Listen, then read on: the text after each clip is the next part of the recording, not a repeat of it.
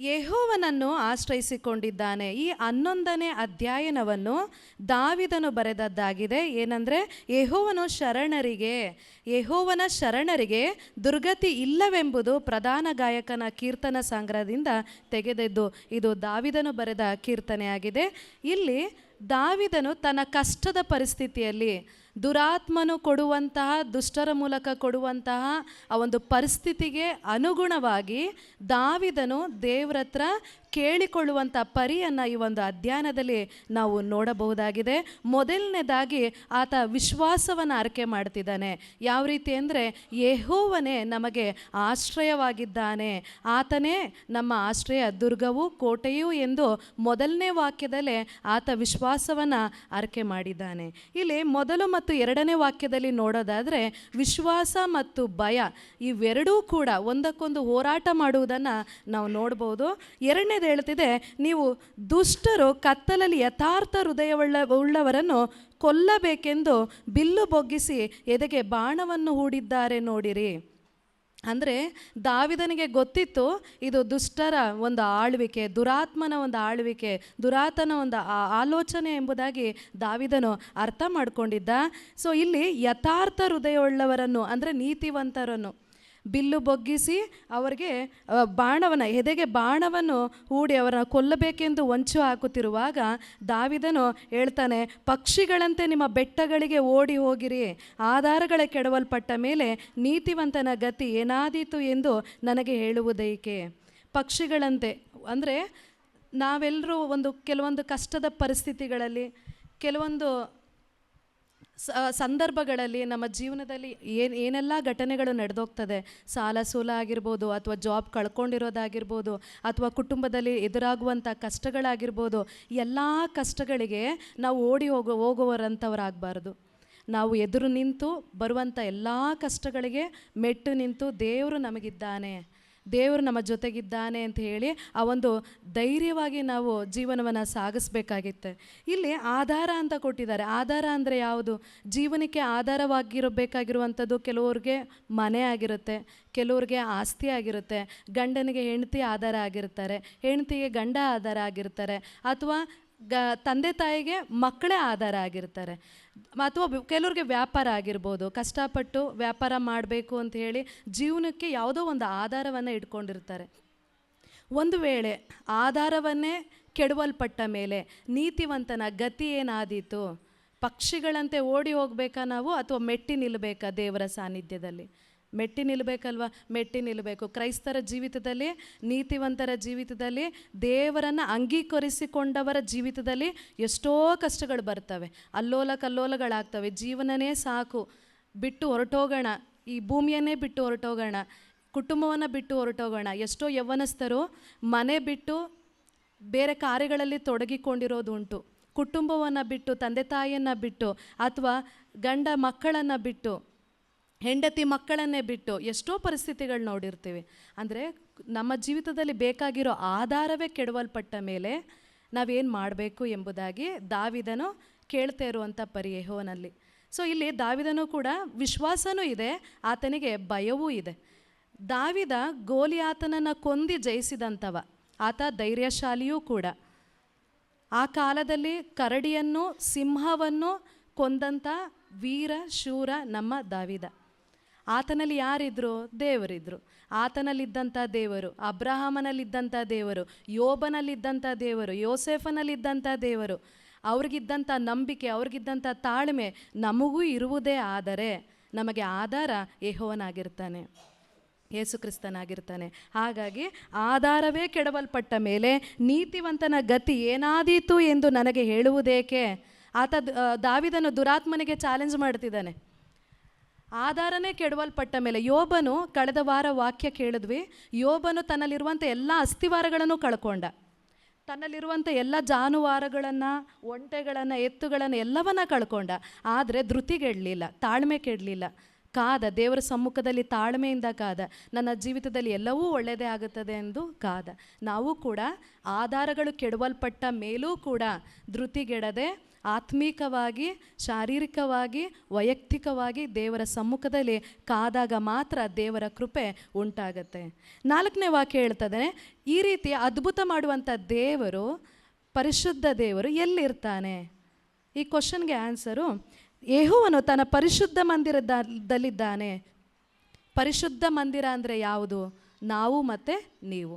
ದೇವರು ಎಲ್ಲಿ ವಾಸಿಸುತ್ತಾನೆ? ನಮ್ಮಲ್ಲಿಯೂ ಮತ್ತು ನಿಮ್ಮಲ್ಲಿಯೂ. ಪರಿಶುದ್ಧ ಮಂದಿರ ಅಂದರೆ ಆತನು ತನ್ನ ಸಿಂಹಾಸನವನ್ನು ಪರಲೋಕದಲ್ಲಿ ಸ್ಥಾಪಿಸಿದ್ದಾನೆ. ಆತನ ಕಣ್ಣುಗಳು ಮಾನವರನ್ನು ನೋಡುತ್ತವೆ.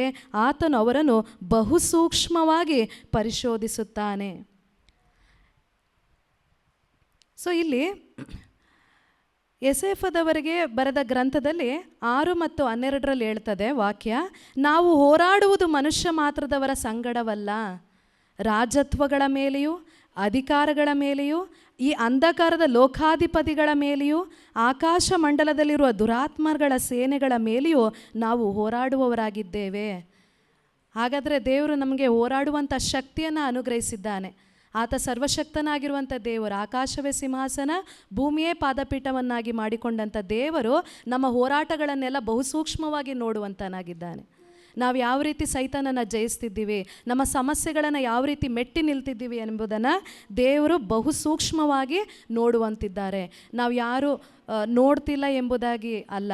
ಪ್ರಪಂಚದ ಲೋಕದಲ್ಲಿರುವಂಥ ಜನರು ಮೇ ಬಿ ನೋಡಿದ್ರೂ ನೋಡದೇ ಇರೋ ರೀತಿ ಹೊರ್ಟೋಗ್ಬೋದು. ಆದರೆ ನಮ್ಮ ಪ್ರತಿಯೊಂದು ಕಾರ್ಯಗಳನ್ನು ಪರಿಶೋಧಿಸಿ ಪರೀಕ್ಷಿಸಿ ನೋಡುವಂಥವ್ರು ಯಾರಾದರೂ ಇದ್ದರೆ ಅದು ದೇವರು ಮಾತ್ರ.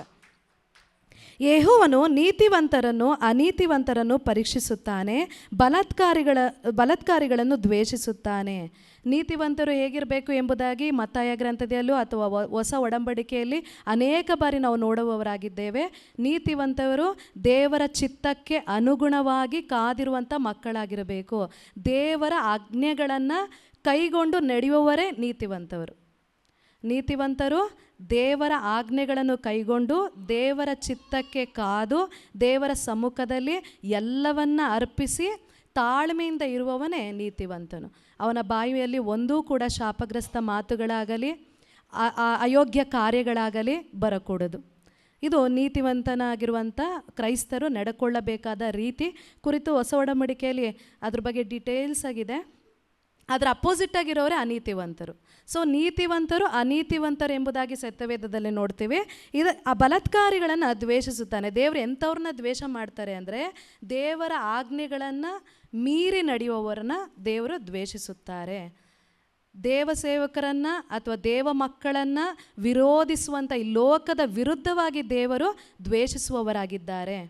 ಯಾರು ಕ್ರೈಸ್ತರ ವಿರುದ್ಧವಾಗಿ, ಈ ನಡುವೆ ಆಂಧ್ರ ಪ್ರದೇಶ ಆಗಿರ್ಬೋದು, ಕೇರಳ, ಕರ್ನಾಟಕ, ಬಹಳಷ್ಟು ರಾಜ್ಯಗಳಲ್ಲಿ ಕ್ರೈಸ್ತರ ಮೇಲೆ ದಬ್ಬಾಳಿಕೆ ನಡೀತಿದೆ.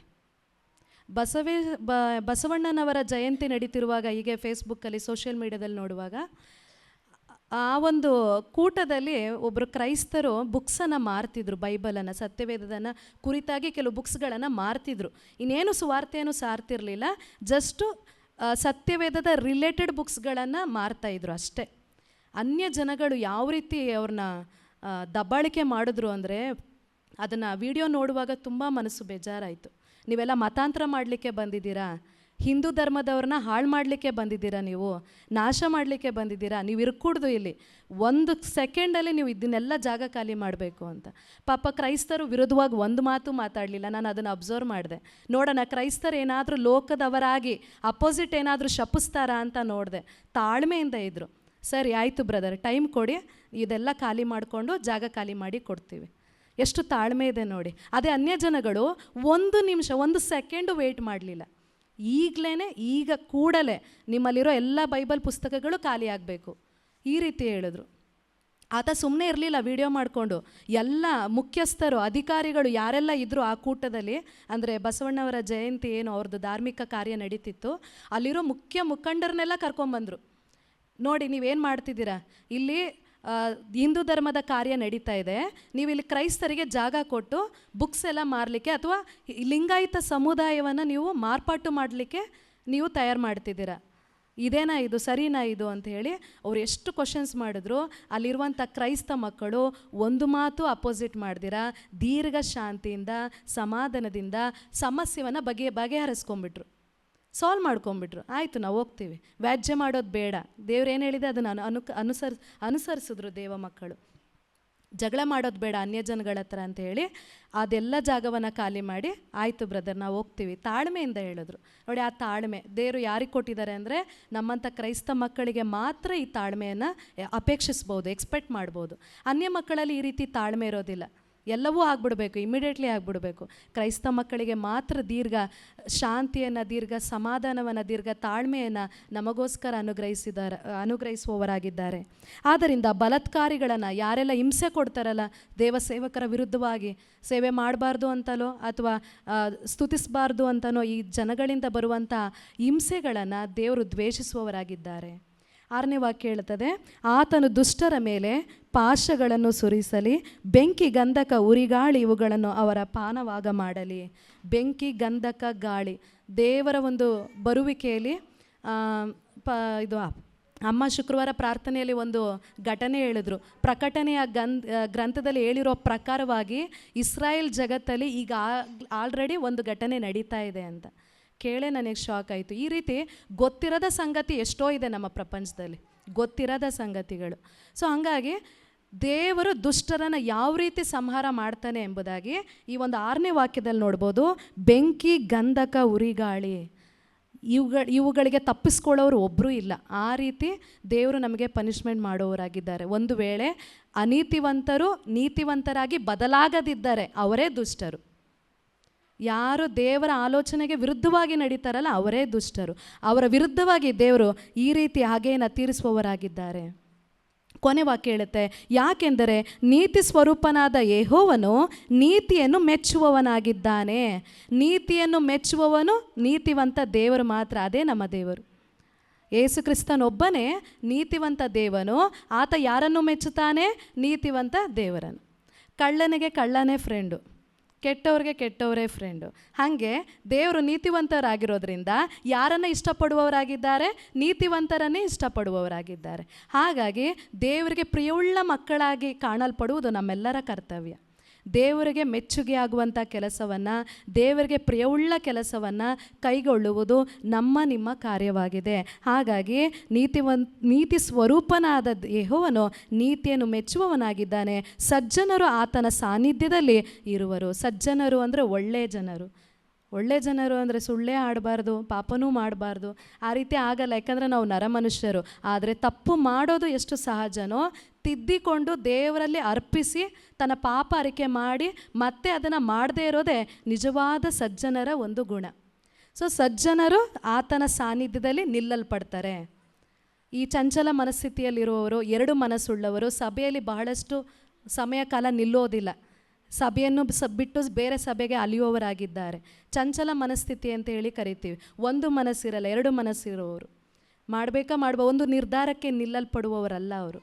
ಸೊ ಅವರು ಸಜ್ಜನರಾಗ್ಲಿಕ್ಕೆ ಸಾಧ್ಯ ಇಲ್ಲ. ಸಜ್ಜನರು ಯಾರು ಅಂದರೆ ದೇವರ ನೀತಿಗೆ ಅನುಸಾರವಾಗಿ ಯಾರು ನಡೀತಾರೋ ಅವರು ಸಾನ್ನಿಧ್ಯದಲ್ಲಿ ಇರಲ್ಪಡ್ತಾರೆ. ಅವರೇ ಪರಲೋಕಕ್ಕೆ ಬಾಧ್ಯರಾಗುವವರು. ಅವರ ವಿರುದ್ಧವಾಗಿರೋರೆಲ್ಲ ದೇವರು ಕೈ ಬಿಡಲ್ಪಡ್ತಾರೆ. ದುಷ್ಟರ ಗತಿ ಏನಾಗುತ್ತದೆ ಎಂಬುದನ್ನು ಕೀರ್ತನೆ ಗ್ರಂಥ ಹಲವಾರು ಅಧ್ಯಯನಗಳಲ್ಲಿ ನಾವು ನೋಡ್ಬೋದಾಗಿದೆ. ಹಾಗಾಗಿ ನೀವು ದೇವರ ವಿಧೇಯತ್ವಕ್ಕೆ ಅನುಗುಣವಾಗಿ ತಕ್ಕವಾದ ಮಕ್ಕಳಾಗಿ ನಾವು ಬಾಳೋಣ ಅಂತ ಹೇಳಿ ಈ ಒಂದು ವಾಕ್ಯವನ್ನು ಮುಗಿಸ್ತಿದ್ದೇನೆ. ನಾವೆಲ್ಲರೂ ಒಂದು ಸ್ವಲ್ಪ ಪ್ರಾರ್ಥನೆಯನ್ನು ಮಾಡಿ ಮುಗಿಸೋಣ. ದೇವರೇ ಸ್ತೋತ್ರ, ರಾಜ ಪರಿಶುದ್ಧರೇ, ಈ ವಾಕ್ಯ ಓದಿರುವ ಪ್ರಕಾರವಾಗಿ ಕರ್ತನೆ, ದೇವರು ನಮ್ಮ ಜೊತೆಯಲ್ಲಿದ್ದಾನೆ. ದೇವರೇ ನಮಗೆ ಆಶ್ರಯ ದುರ್ಗವಾಗಿದ್ದಾನೆ. ದೇವರೇ ನಮಗೆ ಕೋಟೆಯು, ಭದ್ರವಾದ ಕೋಟೆಯು, ಗುರಾಣಿಯು. ದೇವರೇ ನಮಗೆ ಆಧಾರ. ಲೋಕದಲ್ಲಿರುವ ಆಸ್ತಿ, ಐಶ್ವರ್ಯ, ಸಂಪತ್ತು, ಧನ, ಹೆಂಡತಿ, ಮಕ್ಕಳು ಯಾರು ಕೈ ಬಿಟ್ಟರು, ಕೈ ಬಿಡದ ಏಕೈಕ ದೇವರು ಯೇಸು ಕ್ರಿಸ್ತನು ಮಾತ್ರ. ಅವರು ಮಾತ್ರ ಸಾಕು ರಾಜ. ನೀವೊಬ್ಬರು ಇದ್ದರೆ ಸಾಕು ಕರ್ತನೆ. ಇಡೀ ಲೋಕದ ಐಶ್ವರ್ಯಗಳು ನಿಮ್ಮ ಹಿಂದೆ ಕರ್ತನೆ. ನೀವು ಮಾತ್ರ ಸಾಕು. ನಮ್ಮ ಜೀವಿತದಲ್ಲಿ ಬಂದು ಕರ್ತನೆ, ನಮ್ಮ ಜೀವಿತದಲ್ಲಿ ಹೋಗುವಂಥ ಎಲ್ಲ ದುರಾಲೋಚನೆಗಳಿಂದ, ದೇವರ ದುಷ್ಟ ಶಕ್ತಿಗಳಿಂದ, ಕೆಟ್ಟ ಪಾಪ ಕೃತ್ಯಗಳಿಂದ ನಮ್ಮನ್ನು ಬಿಡುಗಡೆಗೊಳಿಸಿರಿ ಯೇಸುವೆ. ನಾವು ನಿಮ್ಮ ಆಲಯವಾಗಿದ್ದೇವೆ ರಾಜ. ಈ ಆಲಯದಲ್ಲಿ ಈ ಆಲಯದಲ್ಲಿ ನೆರವೇರುವಂತಹ ಎಲ್ಲ ಉಪದ್ರವಗಳಿಂದ ಬಿಡುಗಡೆಯನ್ನು ಕೊಡಿರಿ ಸ್ವಾಮಿ. ನಮ್ಮ ಕುಟುಂಬದಲ್ಲಿ ನೆರವೇರುವಂತಹ ಎಲ್ಲ ಉಪದ್ರವಗಳಿಂದ, ಕಷ್ಟ ಸಂಕಷ್ಟಗಳಿಂದ, ದುಃಖಗಳಿಂದ ಬಿಡುಗಡೆಯನ್ನು ಕೊಡಿರಿ ಯೇಸುವೆ. ಪಾಪ ಕೃತ್ಯಗಳಿಂದ ಬಿಡುಗಡೆ ಕೊಡಿರಿ ರಾಜ. ಬಂದಂಥ ಒಬ್ಬೊಬ್ಬ ಮಕ್ಕಳನ್ನು ನಿಮ್ಮ ಕರಗಳಲ್ಲಿ ಅರ್ಪಿಸುತ್ತಿದ್ದೇನೆ ರಾಜ. ನಿಮ್ಮ ಒಂದು ಕೃಪೆಯು ನಮ್ಮ ಮೇಲೆ ಯಾವಾಗಲೂ ಅನುದಿನವೂ ಅನುಕ್ಷಣವೂ ಇರುವುದಕ್ಕಾಗಿ ಸ್ತೋತ್ರ. ನೀತಿವಂತರನ್ನು ಆಶೀರ್ವದಿಸಿರಿ ಏಸಪ್ಪ, ಬಲಪಡಿಸಿರಿ ರಾಜ.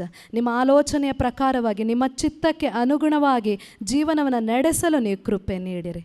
ನೀವು ಹಾಗೆ ಮಾಡುವುದಕ್ಕಾಗಿ ಸ್ತೋತ್ರ. ಎಲ್ಲ ಸ್ತುತಿ, ಘನ, ಮಾನ, ಮಹಿಮೆ ನಿಮ್ಮೊಬ್ಬರಿಗೆ ಸಲ್ಲಿಸುತ್ತಾ ಏಸಪ್ಪ ನಿಮ್ಮ ನಾಮದಲ್ಲಿ ಬೇಡುತ್ತಿದ್ದೇನೆ ಜೀವುಳ್ಳ ಒಳ್ಳೆಯ ತಂದೆಯೇ. ಆಮೇನ್, ಆಮೇನ್.